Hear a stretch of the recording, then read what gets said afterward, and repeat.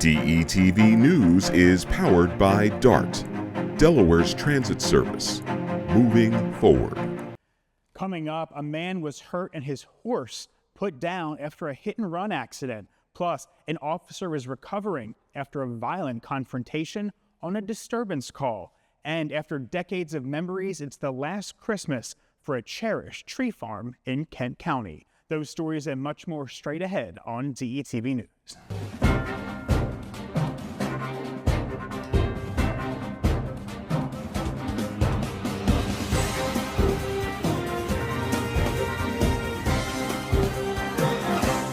Hello and welcome to DETV News. I'm Matt Ford. Thanks so much for joining us. Let's take a look at the top stories impacting Delaware today. A 34-year-old man was hurt and his horse was euthanized after a hit and run Tuesday night in Cheswold. State police say the man was riding his Clydesdale on Pearson's Corner Road near Kenton Road when a pickup truck struck the horse's back legs, throwing the rider to the ground.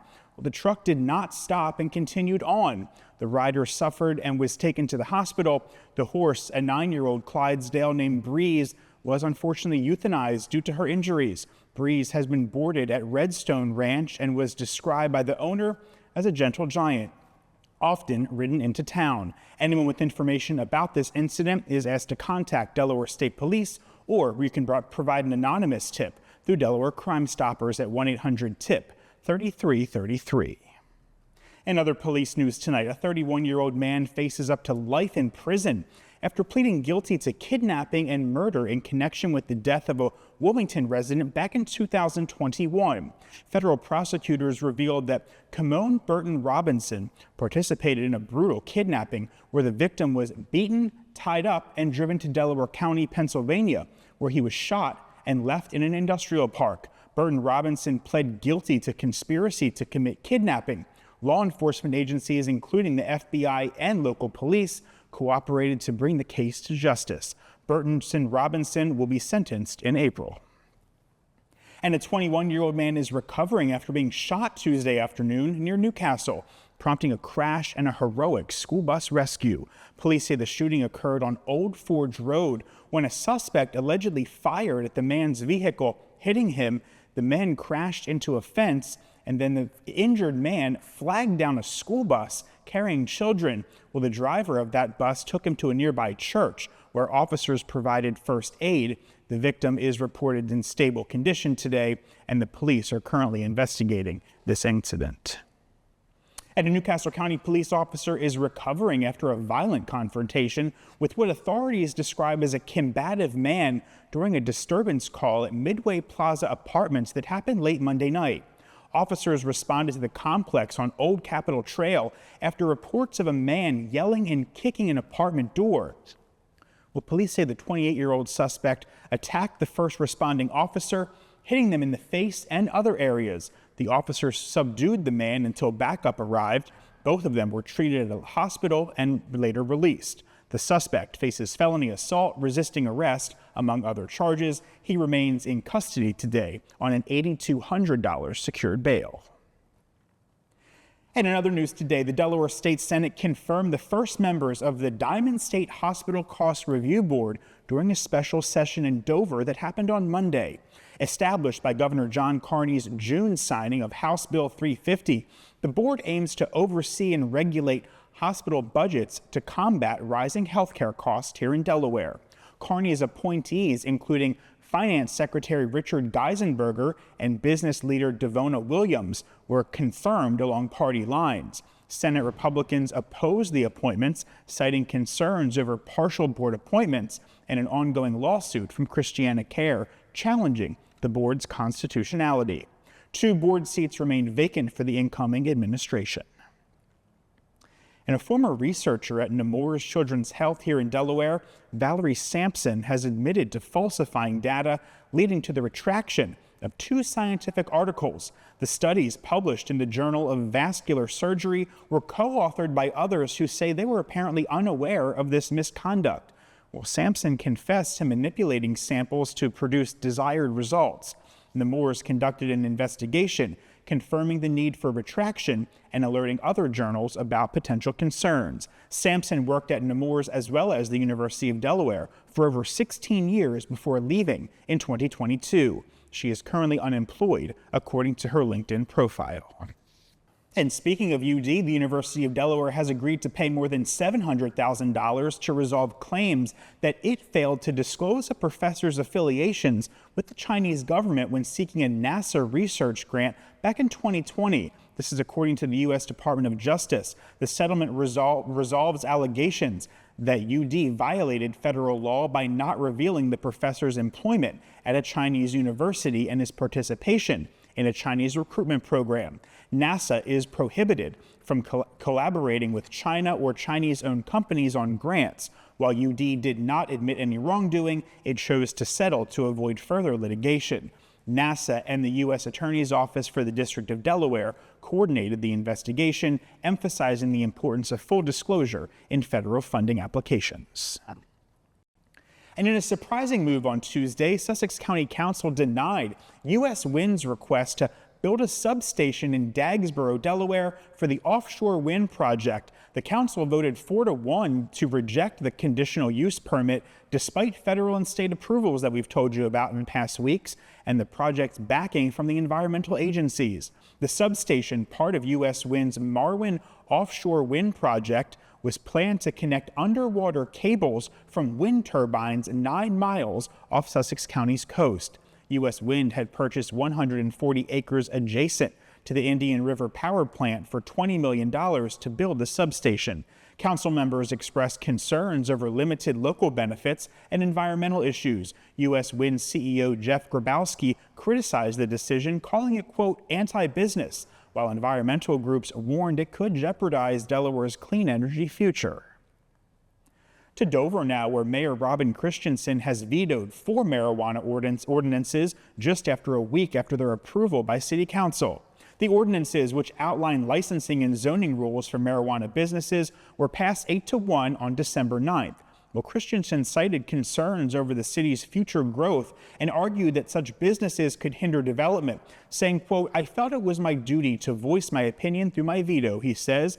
Councilmember Brian Lewis, who voted in favor, emphasized the decision, reflecting on his constituents' wishes. A special council meeting is scheduled for January 2nd in the new year to discuss the veto's future.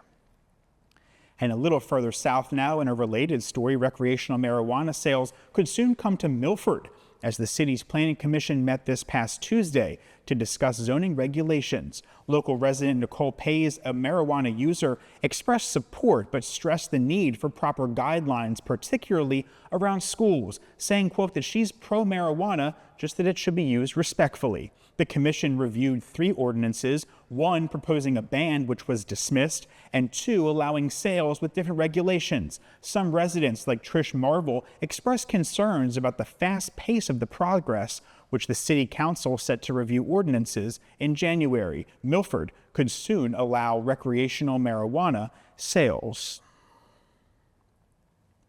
And let's take a quick pause from the headlines today to take a look at the forecast for the rest of the week. We'll be right back. DETV News Weather is brought to you by Real Life Prosthetics. Live life fully with Real Life Prosthetics. Your ability is our mission.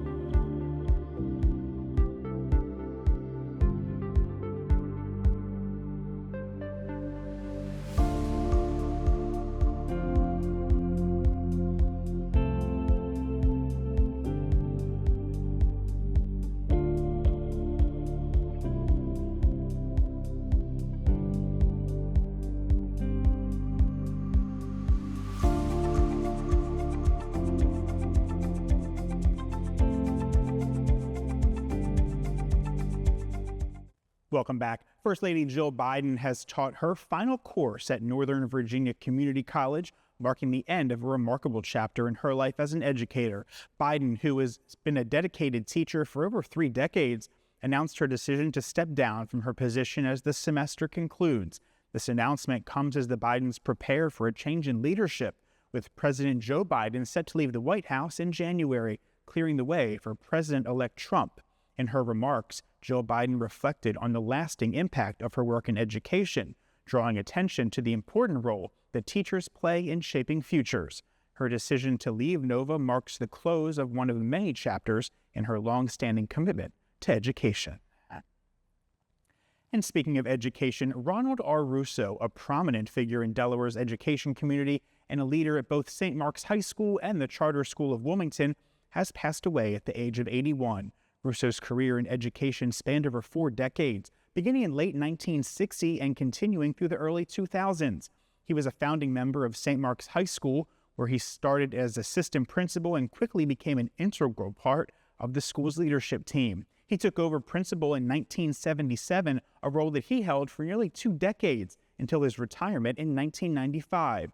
After retiring from St. Mark's, Russo shifted his focus to the establishment of the Charter School of Wilmington, which he helped found in 1996. As the school's first president, he played a crucial role in shaping its curriculum and vision, ensuring that it would become one of the top-performing public charter schools in the state.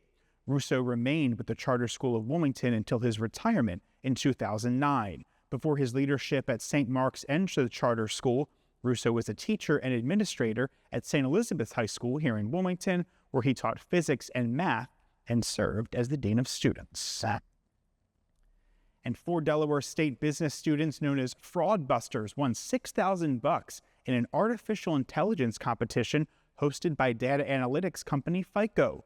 Each student received $1,500 for developing a machine learning model to detect fraudulent transactions. Team member Keon Kaysen said that they gained valuable skills, including coding and working with AI. FICO's Chief Analytics Officer, Dr. Scott Zoldi, praised the students for their innovation in tackling the financial fraud challenge. FICO is a leader in fraud prevention, as you may know, and they've safeguarded businesses globally and supported data science education. And speaking of competition and bright futures, let's check in with Nick Alessandrini now, who's in the house, to tell us what our Delaware athletes are up to this week. Hey, Nick. Hey, Matt, thank you very much. Our local winter high school sports are officially underway. Cape Henlopen and Dover, they met on the hardwood last night in a battle of 2-0 teams. Plus, we have the highlights. Also, new 302 sports rankings are out. Wrestling and basketball, we'll show you those a little bit later. But let's start with that Cape and Dover matchup from last night. As again, highlights going to be on your screen. It started early in the first quarter here. 8-6, Dover up by 2, with Javion Dennis coming off the screen, knocking down the 3, extending that lead early on for Dover. Again, Dover coming off of that state championship last year. Now Cape Henlopen trying to answer. They get into the corner. A shot by Gordon Downing, able to nail that triple on the far side. Cape Henlopen right back into this one a little bit later on in the second. 26-17 Dover. How about Javion Dennis? Again, same spot, knocks down the triple. Nothing but net for Javion Dennis. 32-24 as we now go to the second half here in the third. The drive, that shot won't go. Dennis has it, but lost his footing, and now going to lead to some more points here off the turnover for Cape Henlopen. Up ahead, Civils able to finish through contact, and just like that, a 32-26 game over at Dover High School. Now 39-30. Dover back to Dennis, top of the key, deep 3, got another one to put this lead back at double digits, 42-30. Cape trying to make a comeback, down by 8, 42-34. Braxton Figgs turns around inside, knocks down that turnaround jumper, and we've got a ball game, but lead back to 7 for Dover, trying to put this one away, get it inside. Nice finish off the glass, great passing there in the half-court offense from Dover, and then there you go, Javion Dennis going to put a bow on this one. Another 3 for him in the corner. He had a game-high 19 points, and Dover able to get this win over Cape Henlopen 70-53 as they improve to 3-0 on the season. Well, now let's dive into the first set of those 302 sports rankings for the winner, and we're going to start with boys basketball, as you're going to see it on your screen now. Top team this year is Sanford, coming in at that number 1 spot. Dover going to be at number 2. They are undefeated, coming off that state title last year. St. Andrews at number 3. Salesianum, they've been in the last 3 championship games. They're at number 4. St. George's, Cape Henlopen, rounding out your Super 7. Now on to girls basketball. Well, once again, it's your defending state champs, the Ursuline Red Raiders, at number 1, followed by Sanford, who's undefeated to start their season at number 2, Caravel at 3, St. E's 4, Padua 5, DMA 6, and Smyrna rounding out your Super 7 in girls basketball. Well, now let's head to the mat and take a look at our 302 Sports Wrestling team rankings. Those are going to go on your screen right now. It is a new season, but Delaware Military Academy in Division 2, they are your top team coming back off of that state championship. St. Mark's at 2, Laurel 3, Lake Forest 4, and Indian River 5. In Division 1, Salesiana grabs that top spot, followed by Sussex Central, Cesar Rodney, William Penn, and Cape Henlopen. And then before we head out tonight, we're going to now put up our individual wrestling rankings, again, courtesy of 302 Sports. For all the weight classes, you're going to see that on your screen. It'll have the individual rankings there, of course, done by Benny Mitchell. He's the best in the state. So we're going to put that up for you here before we send it back to Matt. Just a little look at the individual rankings for the weight classes here up and down the state. Matt, we are getting right into the winter season. Nick, thank you so much for that. Thanks for your hard work, and our viewers certainly appreciate it. I get notes all the time, so thank you so much. Next up, we have a word from the annual Association of Police Chiefs Luncheon and Award Ceremony. Here's DETV's Evan Jurista with more. Check it out. On the afternoon of December 16th, the Delaware Association of Chiefs of Police gathered for their annual Christmas luncheon in Newark. While the presentation of Law Enforcement Officer of the Year awards to a handful of lucky candidates statewide has become tradition, an array of new discussions punctuated this year's event, most notably of the ongoing police shortage. This crisis is one that new association president Chief Richard McCabe, sworn in Monday afternoon, has fresh on his mind. Through a tactful PR campaign and streamlined statewide application process, he aims to highlight positive aspects of a life in law enforcement and make applying for these jobs more straightforward. We have a very innovative plan that we're about to launch within the next few weeks that involves a significant marketing campaign where we're kind of rewording the messaging about policing, kind of undoing some of the negative messaging that's hit this profession, but we're combining it with a streamlining process of application that's unique. It's similar to the Common App with college universities where you fill it out once and then you can apply anywhere you want. Also present Monday afternoon were Delaware Attorney General Kathy Jennings, Senator Chris Coons, and Governor-elect Matt Meyer. Each spoke briefly to the congregation, offering gratitude and support during a transitional period for both the organization and our state politically moving into 2025. U.S. Senator Tom Carper always says there are two most important days in your life. Are number one, the day you were born, and number two, the day you figured out why. Each one of you in this room has figured out why.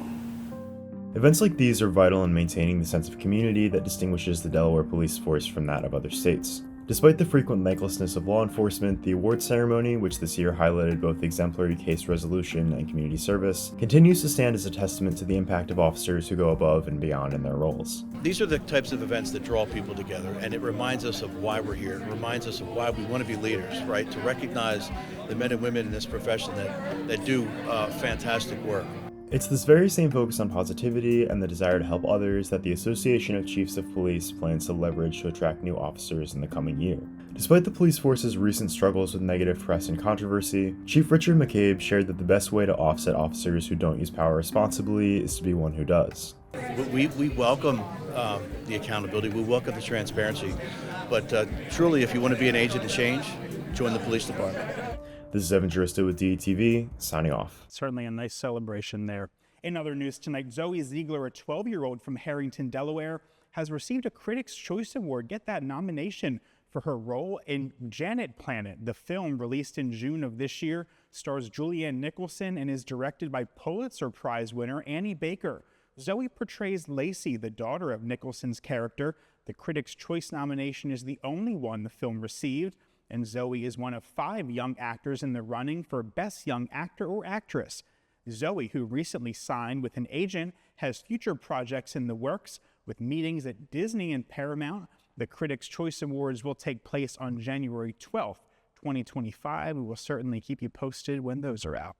And some bittersweet news to end with this evening. Pointer's Tree Farm, a cherished holiday tradition in Kent County, will close for good after this season of nearly 6 decades in business. The family-run farm, founded back in 1967, became known for its Christmas trees, handmade wreaths, and festive charm. Well, over the years, it grew into a beloved community cornerstone spanning 5 generations. Longtime customers who have visited since childhood say it's sad to see it go, but they feel lucky to carry the memories forward with them. The farm will close for good on Christmas Eve, making certain the end of an era. And that's going to do it for this edition of DETV News. We want to let our viewers know that DETV News will be taking just a short break for the holiday season, but don't worry, Nick, Shakira, and yours truly will be back with all the latest headlines on Tuesday, January 7th. From all of us here at DETV News, I'm Matt Ford. Have a wonderful holiday, a safe and happy new year, and we'll see you right back here in 2025.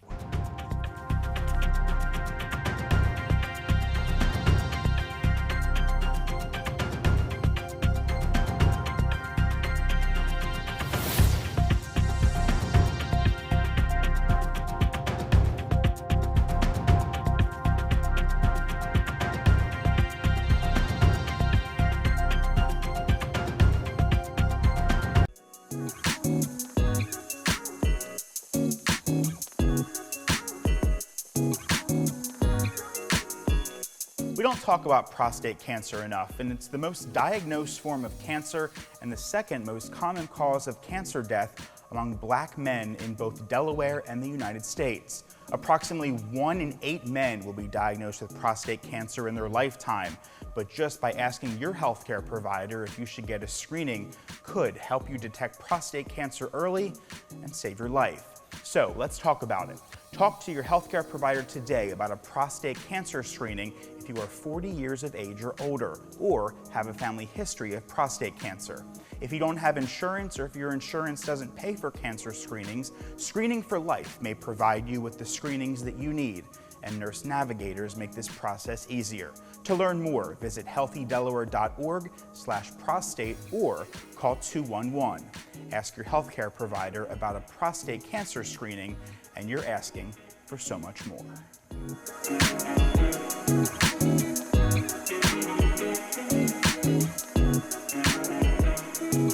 My name is Jason Aviles, and I am the founder and owner of Fly Yogi, and I'm here to share with you some tips to be able to help fight opioid addiction.